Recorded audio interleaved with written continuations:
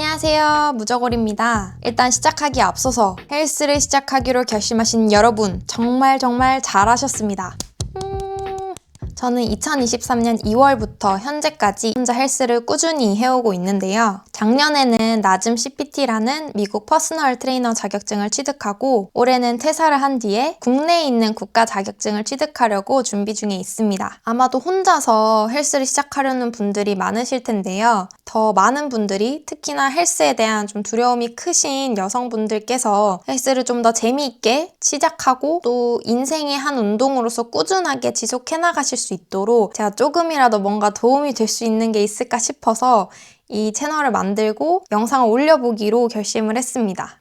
제가 2년 동안 혼자서 헬스를 해왔다고 했잖아요. 근데 사실 그 2년 전에 최소한 5번 정도 헬스를 시작을 했다가 다 포기를 했었습니다. 그러니까 헬스 회원권을 끊고 그냥 안 나간 게 한 5번 정도는 되는 거죠. 그때 이거를 좀 안 했으면 더 빨리 성장할 수 있었을 텐데 하고 생각하는 그런 후회되는 점, 아쉬운 점이 있어서 공유 드리려고 합니다. 첫 번째로 남들 눈치 보느라 날려먹은 시간입니다. 우리가 보통 혼자서 헬스를 하면 유튜브로 영상을 본 다음에 헬스장에 가서 그걸 해보고 약간 이런 식이잖아요. 근데 이런 걱정이 들어요. 내가 이 운동을 아직 제대로 할 줄 모르는데, 나 이 머신 확실하게 사용할 줄 모르는데 괜히 어설프게 트라이를 했다가 사람들이 비웃으면 어떡하지? 라는 그런 걱정들을 하게 됩니다. 저도 막 유튜브로 열심히 공부하고 시뮬레이션까지 하고 헬스장에 갔는데 저 기구를 못 써보겠는 거예요. 막 눈치 보여. 막 옆에 있는 헬장들이 얼마나 날 우습게 볼까. 그런 생각 때문에 시뮬레이션만 해보고 정작 막 러닝머신만 1시간씩 타다가 왔던 적이 정말로 많습니다. 근데 그렇게 시간을 굉장히 많이 날리고 돈도 날리다 보니까는 문득 현타가 오더라고요. 저 사람들이 뭐라고 생각하든 나랑 뭔 상관이지? 그냥 나는 내 나름대로의 최선을 다해보면 되는 거 아닌가? 그냥 안 다치고 해보면 되는 거 아닌가? 그래서 그때 이후로 조금씩 용기를 내보기 시작한 것 같아요. 그래서 배운 머신들도 과감하게 가서 한번 써보고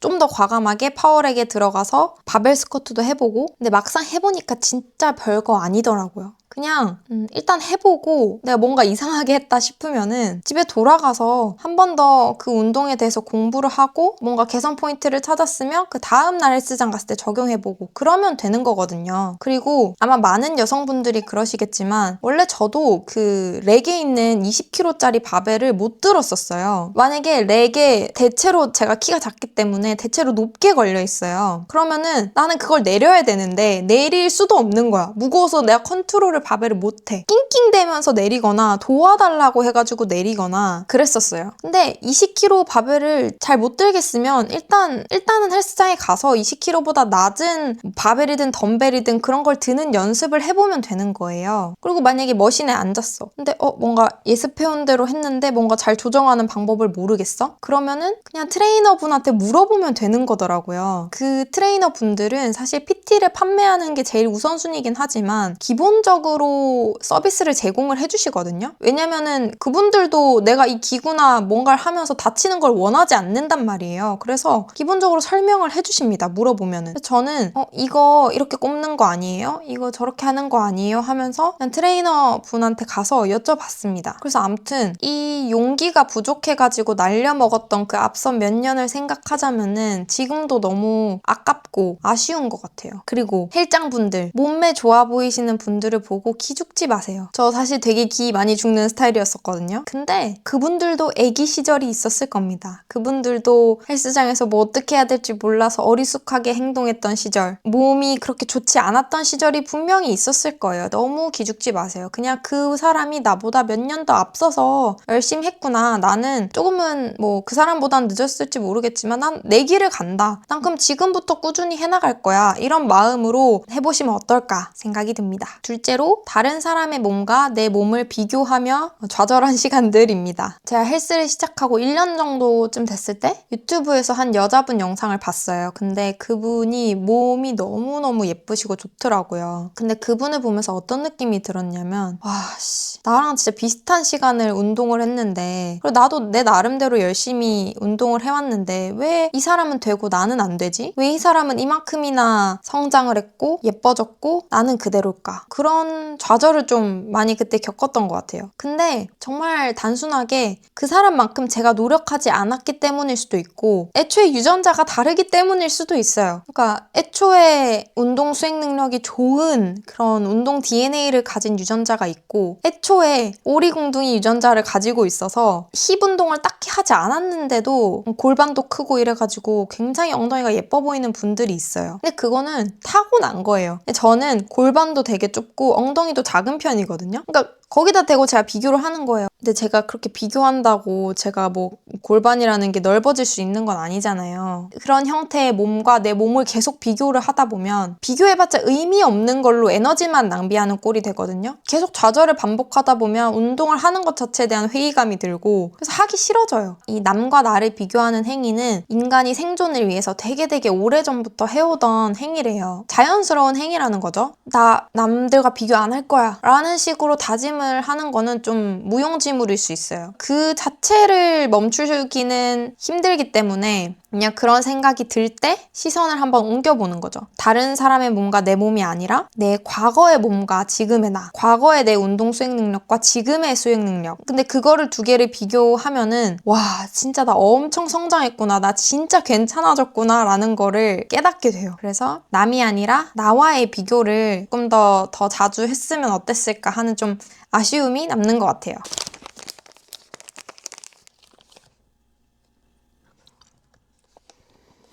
아, 당 떨어져. 진짜 자연스럽게 말하고 싶은데 잘 안 되는 것 같아요. 어렵네.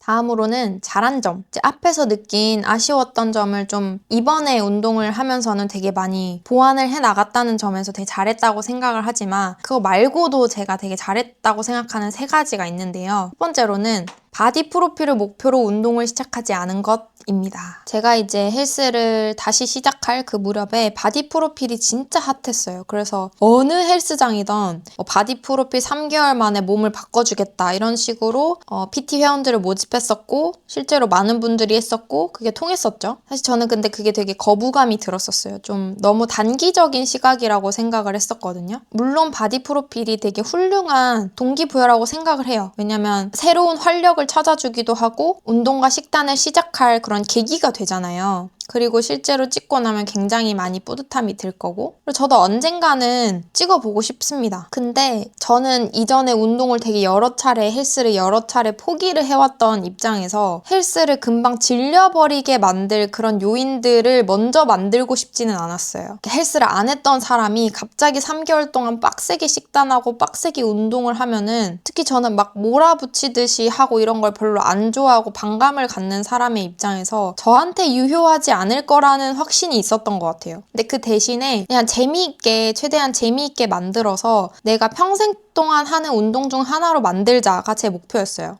그때 저는 뭔가를 꾸준히 하는 운동 자체가 없었었거든요. 그러니까 뭐 요가도 해봤다가 러닝도 해봤다가 뭐도 해봤다가 그래서 내 인생 운동, 내 평생 운동이라고 할 만한 게 전혀 없었었고 그거에 대한 좀 아쉬움 같은 게 좀 있는 상태였었죠. 그래서 헬스를 재미없게 만드는 요인들은 좀 걷어내고 재미있게 만드는 걸 최대한 많이 내가 적용을 해보자 라는 게 제 초반의 목표였던 것 같아요. 뭐 그래서 되게 다양한 운동들을 매주 새롭게 배우고 도전을 해본다던가 그걸 일종의 챌린지 삼아서 아니면 뭐 루틴을 바꿔본다던가 아니면 헬스에 관심 있는 사람들을 모아서 커뮤니티를 만들고 그 커뮤니티에 있는 사람들이랑 같이 운동을 한다던가 그런 식으로 좀 재미를 계속해서 정기적으로 만들어 가려고 좀 노력을 해왔던 게 참 잘한 일이 아니었나. 둘째는 주체적으로 공부하면서 운동했던 거를 잘했다고 생각을 합니다. 제가 최근에 파워리프팅 PT를 받기 시작을 했는데요. 전에 헬스를 혼자 하고 1년 반 정도 됐을 때 원포인트 레슨식으로 5번 정도 그냥 동네 헬스장에서 티칭을 받았던 적이 있었어요. 근데 그때도 느꼈던 건데 PT는 받는 시간에 집중하는 것도 상당히 중요하지만 PT를 받기 전과 후의 시간이 더 중요하다라는 걸 느꼈어요. 지금도 느끼고 있고 여러분들도 과거의 경험으로 다 아시잖아요. 수업 시간에만 집중한다고 해서 점을 맞을 수 있는 건 아닙니다. 예복습이 되게 중요해요. 근데 운동도 마찬가지더라고요. 그래서 저는 헬스장에 가기 전에 늘 뭐 유튜브 영상 아니면 제가 해놓은 메모, 제 운동하는 모습을 담은 영상 이런 것들을 다시 돌려보면서 시뮬레이션을 했어요. 아, 지난번에는 이런 걸 잘 못했지. 그래서 개선하기로 했었지. 그럼 오늘 가서 이거 해봐야지. 그런 식으로 미리 이제 한번 시뮬레이션을 돌리고 헬스장에 갔습니다. 그리고 실제로 운동을 할 때는 내가 계획했던 대로 잘 되고 있는지, 내가 타겟한 근육에 자극이 오고 있는지 그런 것들에 집중을 또 했었고요. 운동을 마치고 돌아오고 나서는 왜 아프지 않아야 할 곳이 아프지? 그러면은 공부하고 그 다음에 개선된 거를 또 적용을 해보고 그런 식으로 좀 되게 주체적으로 내가 조금 더 나아지기 위해서 조금 더 운동 수행 능력이 좋아지기 위해서는 어떻게 해야 되지를 되게 적극적으로 찾고 개선을 했던 것 같습니다. 마지막으로 공백 기간이 있어도 계속 해나간 것입니다. 이 초반 1년 동안은 운태기가 되게 짜잘하든 크든 많이 왔었어요. 거의 한 2, 3주 정도 헬스장에 아예 안 간 적도 있었었고요. 근데 아마 대부분의 분들은, 그리고 저도, 제 과거의 저도 이때 아예 헬스를 놔버릴 거예요. 아예 헬스장을 안 가기 시작할 거예요. 근데 저는 이번에 다시 이제 헬스에 도전을 하면서 그냥 생각을 했던 게 멈추지만 말자. 오래 쉴 수는 있어도 멈추지는 말자. 그냥 해보자 다시. 이런 마음을 가지고 있었기 때문에 뭐 3주를 쉬든 그래도 나가서 일단 다시 했었고 그게 너무너무 잘한 일이라고 생각을 합니다. 아마